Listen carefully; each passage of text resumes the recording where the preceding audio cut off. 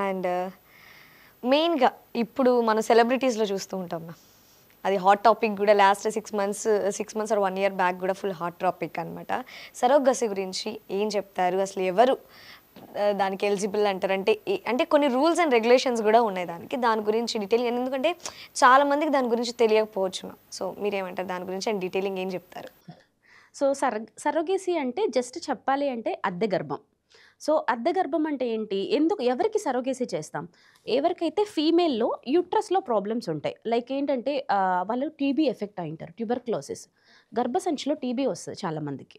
ఆ టీబీ వచ్చినప్పుడు ఏమవుతుందంటే గర్భసంచి పొర అనేది పెరగదు వాళ్ళకి. సో ఈ గర్భసంచి పొర అనేదే యాక్చువల్‌గా this is the site where embryo వెళ్ళి ఇంప్లాంట్ అయ్యి ఇక్కడ గ్రోత్ అవ్వాలి. దానికి గర్భసంచి పొర అనేది మెజర్మెంట్స్ ఉంటాయి. 8 ఎంఎం, 10 ఎంఎం అనేది రావాలనే మెజర్మెంట్స్ ఉంటాయి. ఎప్పుడైతే టీబీ ఇక్కడ ఈ పార్ట్‌లో ఎఫెక్ట్ అవుతదో అప్పుడు ఏమవుతదంటే గర్భసంచి పొర అనేది టీబీ ఎఫెక్ట్ అయిన వాళ్ళకి గర్భసంచి పొర అనేది పెరగదు. సో వాళ్ళని ఏంటంటే మనం దానికి ఒకవేళ ఉన్న గర్భసంచి పొరని మనం తీసుకొని టీబీకి టెస్ట్‌కి పంపిస్తాం. ఒకవేళ పాజిటివ్ వచ్చిందంటే వాళ్ళకి కనుక TB treatment 9 months of TB treatment ఇస్తే కొంతమందికి పెరుగుతది. Even I have cases pregnancy ఇలా నేను చేసినప్పుడు పాజిటివ్ వచ్చి వాళ్ళు ఇప్పుడు కన్సీవ్ అయినారు మేబీ 7th మంత్. సో అలాంటి వాళ్ళు కొందరికి ఏంటంటే అలా చేసినా కూడా ఎక్స్‌టెన్సివ్ డ్యామేజ్ అయిపోయి ఉంటది టీబీ వల్ల. సో అలాంటి వాళ్ళకి లేదు ప్రెగ్నెన్సీస్ రిపీటెడ్ మిస్‌క్యారేజెస్ అంటే వాళ్ళకేంటంటే ఇప్పుడు మిస్‌క్యారేజ్‌కి ప్రతిదానికి వెళ్ళి మత్తిచ్చి డీఎన్సీ చేయాల్సిన అవసరం అయితే లేదు ఇంతకు ముందులాగా. So medicines almost 80% will response to medicines abortion. కానీ రిపీటెడ్‌గా అంటే లైక్ ఇంతకుముందు ప్రీవియస్ కాలంలో చేసినప్పుడు డీఎన్సీస్ అంటాం. బాగా వాళ్ళు ఏంటంటే మొత్తం వెళ్ళిపోవాలని బాగా విగరస్ క్యూరటేజ్ అంటాం. ఆ క్యూరటేజ్ చేసినప్పుడు ఆ లోపలంతా డ్యామేజ్ చేసి మొత్తం అతుకులు ఏర్పడతాయి. Even I have cases that's what I am telling. అతుకులు ఏరినప్పుడు పిండం ఎక్కడ కూర్చుంటది? సో ఎక్కడ అతుకులు అలాంటి వాళ్ళకి. లేదు కొందరికి రీనల్ ప్రాబ్లమ్స్ ఉంటాయి. సో ఒక్క పేషెంట్ లైక్ మొన్న ఒక పేషెంట్ వచ్చారనమాట మా దగ్గరికి. లైక్ బయట లాప్రోస్కోపీ అదే చేశారు. బట్ అది బైకార్నియేట్ యూట్రస్ గురించి అంత పెద్దగా కామెంట్ చేయలేదు వాళ్ళు.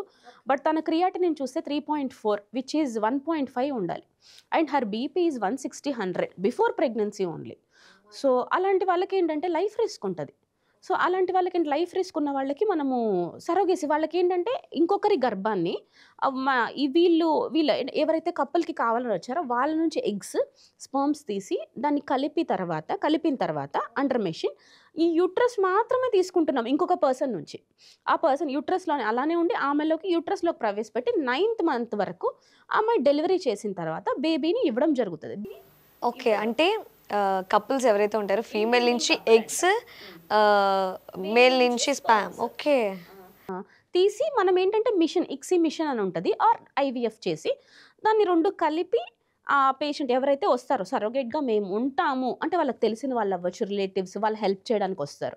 వచ్చినప్పుడు వాళ్ళ దాంట్లో పెట్టినప్పుడు 9 మంత్స్ తను క్యారీ చేస్తది. క్యారీ చేసి డెలివరీ అయిన తర్వాత బేబీని ఈ కపుల్‌కి ఇవ్వడం జరుగుతది.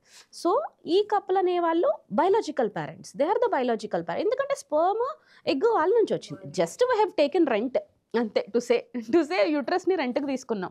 సో, వాళ్ళ తర్వాత సో, ఇది ఎలా చేయాలి అంటే ఇట్ ఈస్ ఏ లైక్ ఇప్పుడు ఇంతకుముందు కొంచెం లిబరల్‌గా ఉన్నారు కానీ but new year ART guidelines 2021 నుంచి మనకు ఏఆర్‌టీ గైడ్‌లైన్స్ అని వచ్చాయి.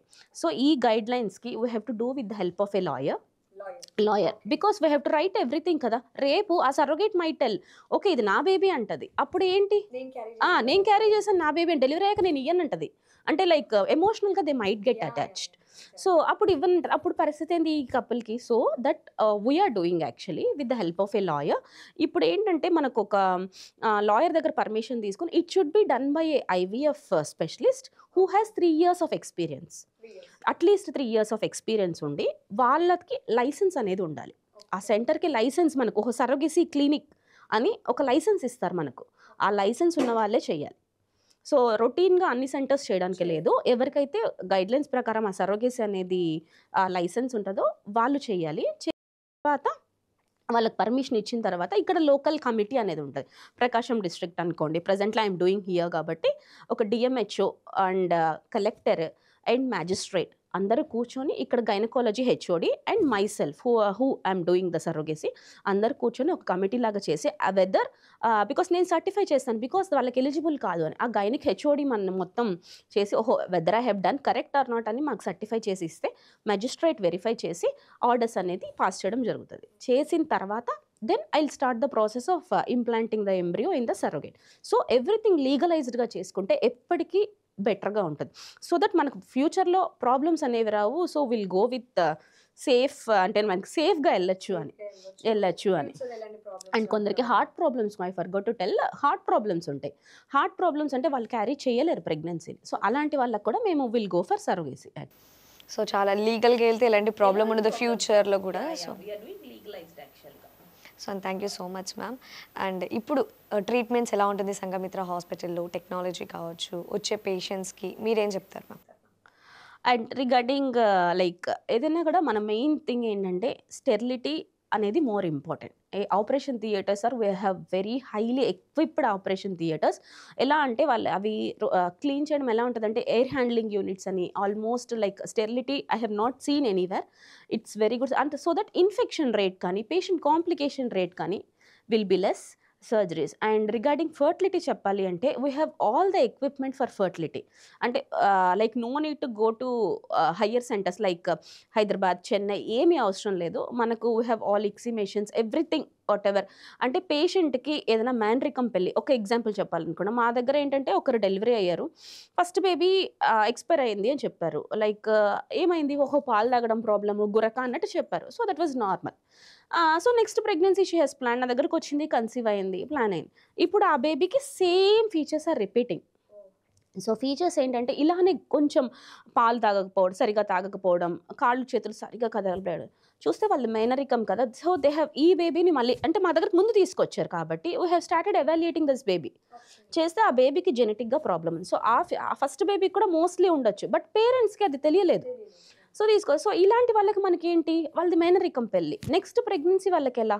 సో ఇలాంటి వాళ్ళకి ఏంటంటే ప్రీ ఇంప్లాంటేషన్ జెనెటిక్ టెస్టింగ్ అనేది చేయాలి. అంటే ఐవీఎఫ్ చేసి ఆ ఎంబ్రియోలో ఈ బేబీకి ఉన్న ప్రాబ్లం మళ్ళీ రిపీట్ అవుద్దా, because this is second baby for them. So అలాంటికి అంటే నెక్స్ట్ బేబీకి రిపీట్ అవ్వకుండా ఆ ఎంబ్రియోస్ అన్ని చేసి అంటే లైక్ మనం ఎట్లా బయోప్సీ చేస్తే మన గర్భసంచిలో ఏం ప్రాబ్లం ఉందో తెలుస్తుందో, అలానే బేబీ ఆ పిండాన్ని తీసి ఆ బేబీకి ఏమన్నా ప్రాబ్లం ఉందో తెలుస్తుంది. So those facilities are available with us. Surrogacy and donors, everything is available with us regarding fertility.